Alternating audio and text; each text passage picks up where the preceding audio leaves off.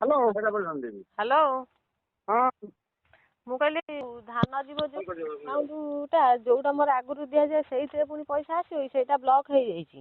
କୋଉ account Indian overseas bank ଯୋଉଟାରେ ମୋର ଆସେ ସେଇଟା ମୋର ବ୍ଲକ୍ ଅଛି। ସେ ନମ୍ବରଟା ମୋର ବ୍ଲକ୍ କଣ ପାଇଁ ହେଇଛି? ବ୍ଲକ୍ ମାନେ ଗ୍ରୁପ ରେ ସବୁ ପଇସା ଆଣିଥିଲେ ସେଇଥିପାଇଁ ଗ୍ରୁପ ମାନଙ୍କର ମୁଁ ଆଣିନି କିନ୍ତୁ ଆମ ଗ୍ରୁପ ରେ ସମସ୍ତେ ଆଣିଥିଲେ ଯୋଉ ସେଥିପାଇଁ ଗ୍ରୁପ ରେ ଏଇଟା ବନ୍ଦ ଅଛି କେହି ଦଉନାହାନ୍ତି ତ ସେଇଥିପାଇଁ। ମୁଁ ସେଥିରେ ହଉଛି ଧାନ ପଇସା ମୋର ଆସେ ନା ଷ୍ଟେଟ ବ୍ୟାଙ୍କ ଆକାଉଣ୍ଟରେ ଏଥର ଯେମିତି ଦେଇକି ସେଇଥିରେ ଆଣିବା। ତାହେଲେ ସେଟାକୁ ପୁଣି ଆଡ୍ କରିବା ପାଇଁ ପଡିବ, ଆଧାର ଲିଙ୍କ କରିବା ପାଇଁ ପଡିବ। ହଁ ମୋର ଆଧାର ଲିଙ୍କ ମୋର ଅଛି ଆଧାର ଲିଙ୍କ, ଖାଲି ସେଇଟାକୁ ଆଡ୍ କରିବ ତା ଦେହରେ। ତାହେଲେ ତୁ ଆସିବା ପାଇଁ ପଡିବ। ହଁ ମୁଁ ଯିବି ଯୋଉଦିନ ଆସ୍କାନ ହବ ନା ତା ପୂର୍ବରୁ ଗଲେ ହବ? ତା ପୂର୍ବରୁ ଆଉ ଠିକ ଅଛି ମୁଁ କାଲି ଆଡକୁ ଯାଇକି କରିଦେବି ହେଲା। ଆଉ ଗୋଟେ ଫାଙ୍କା ଅଛ ନା? କଣ ପୁରା ଫାଙ୍କା ଅଛି ଏକା?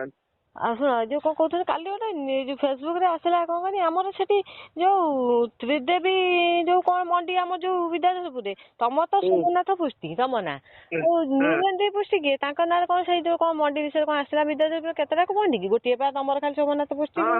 ଏ ଗୀତ ମାମଲ ତକାରିଆ ଗୀତ ଛବି ଏଇ ଯୋଉ ଏଗୁରା ସବୁ କରୁଛନ୍ତି କଣ ନୀଳନ୍ଦ୍ରୀ ପୃଷ୍ଟି କିଏ? ମିସେସ୍ ବା। ଓହୋ ଆପଣ ମୁଁ ଆଉ ଜାଣିପାରିଲି ମୁଁ ବିଦ୍ୟାଧରପୁର ଆମର ତ ଗୋଟେ ମଣ୍ଡି ଏପଟେ। ତୋର ଲାଗିବ ଆକୁ ମଣ୍ଟୁକୁ ଫୋନ କରିଦେବୁ। ଆଉ ମୁଁ ସେଇଆ କହିନି ନା ସେଇଆ ମୁଁ କହିଲି ନୀଳେନ୍ଦ୍ର ପୃଷ୍ଟି କିଏ ଇଏ ପୁଣି ହଉଛି ଇଏ କଣ ଏମିତି ବାହାରିଲାନି ସେଇଆ ପଚାରିଲି। ଆଉ ହଉଛି ସେଇ କଥା କହୁଥିଲି ମାନେ ପଚାରେ ସକାଳୁ କାଲି ଫେସବୁକ ରେ ଦେଖିଥିଲି ଆସିଥିଲା ନ୍ୟୁଜ ପେପର ଗୋଟେ ଇଏ ଆଉ ନ୍ୟୁଜରେ ଦେଖିନି ତ ମୁଁ ସେଇଆ କହିଲି ମୁଁ କହିଲି କଣ ଆଉ ଏଇଟା କିଏ ମୁଁ ଜାଣିନି। ଆଉ ସେଇ କଥା କହୁଥିଲି ଲୋକଙ୍କର କାମ କିଛି ନାହିଁ ସେ ଶାଗ ଖିଆ ପେଜ ଖିଆ ଦେଖିପାରନି ସବୁ ଏତେ ସେଇଆ ଆଉ ଏଠି କଣ ଆଉ ଇଏ ସବୁ ଦୁନିଆରେ ସେଇଆ। ଆଉ ମୁଁ ସେଇ କଥା କହୁଥିଲି ମତେ ଯିବା କଥା ଯୋଉ କହୁଥିଲେ ମୁଁ ତାକୁ କିଛି କହିନି ଯାଉଛି କହିମି ଆଉ କୋଉ ଜାଗାକୁ ଯିବ କାହିଁକି ନା ତମ ସାଙ୍ଗରେ ଧର ଏଠି ଯିବି ସେ କାହିଁକି ଗଲୁ କଣ କଲୁ ବୁଝୁଛ ନା? ମେଡିକାଲ ପାଖରେ ଅଛି। ମେଡିକାଲ ପାଖରେ ମାନେ କହୁନ ମୁଁ ଯାଇ ସେ ଜାଗାରେ ପହଞ୍ଚିବି କୋଉ ଜାଗା ମୁଁ ଯୋଉ କହିକି ନା ତମକୁ କହିକି ଫୋନ କରିକି ଯିବି। ସାମ୍ନାରେ ଗୋଟେ ଭଲ ଆଉ ନା ଗଲେ କିଛି ଅସୁବିଧା ହବନି ତ? କିଛି ନାହିଁ ମୁଁ କହିଲି କୌଣସି କିଛି ପ୍ରୋବ୍ଲେମ ହବନି କିଏ ଜାଣିତା। ନା କେହି ଜାଣିବେ ପୁଣି ଅସୁବିଧା ହବ ପୁଣି ଏଇ ଯୋଉ ପ୍ରୋବ୍ଲେମ ଯୋଉ କହୁଛନ୍ତି କିଛି ଅସୁବିଧା ହେଇଯିବ ରହିଯିବ ଯିବ ଭାରି ଅସୁବିଧା ନହେଲେ ଗୋଟେ କାମ କରିବ ଇଏ ଗୋଟେ କାମ କରିବ ଛତାପୁର ପଳେଇ ଯିବ ଅଳ୍ପ ସମୟ ଲାଗିବ ସାଙ୍ଗେ ସାଙ୍ଗେ ପଳେଇ ଆସିବ। କୋଉଠି ଛତାପୁର? ହଁ ଏଇଟା ସବୁଠାରୁ ସେଫ୍ଟି ହବ ତୋ ପାଇଁ ହେଲା ସାଙ୍ଗେ ସାଙ୍ଗେ ଯିବା ପଳେଇ ଆସିବ। ଯାଜପୁର କଥା ମନେ କରୁଛୁ। ଶୁଣ ଯାଜପୁରରେ ସବୁ ଚିହ୍ନା ଜଣା ଭଲ ମନ୍ଦ କିଏ ଦେଖିବ କଣ ଠିକ ଅଛି ଛତାପୁର ଯାଇକି ପଳେଇସିବ।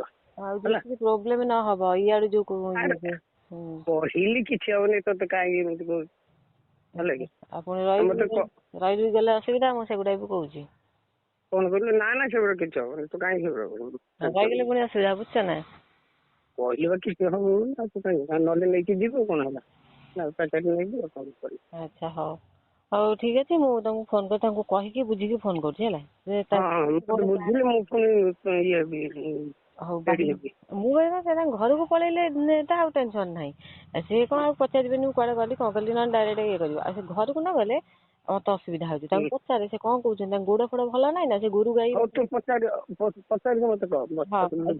କହିବି ଯେ ନହେଲେ କାଲି କିନ୍ତୁ ଯାଇକି ସେଟା ଯୋଉ ଏଟାକୁ ଆଡ କରିଦେବାକୁ ପଡିବ କୋଉଟାକୁ ଯିବା ପାଇଁ ଚେଷ୍ଟା କରିବୁ ତୋର ଭଲ ପାଇଁ କହୁଛୁ ଯିବା ଆଉ କାଲି ଏକାଉଣ୍ଟ କୁ ହଉଛି କାଲି ଏକାଉଣ୍ଟ କାଲି ଆଡ କରିଦବ କାଲି ଗଲେ।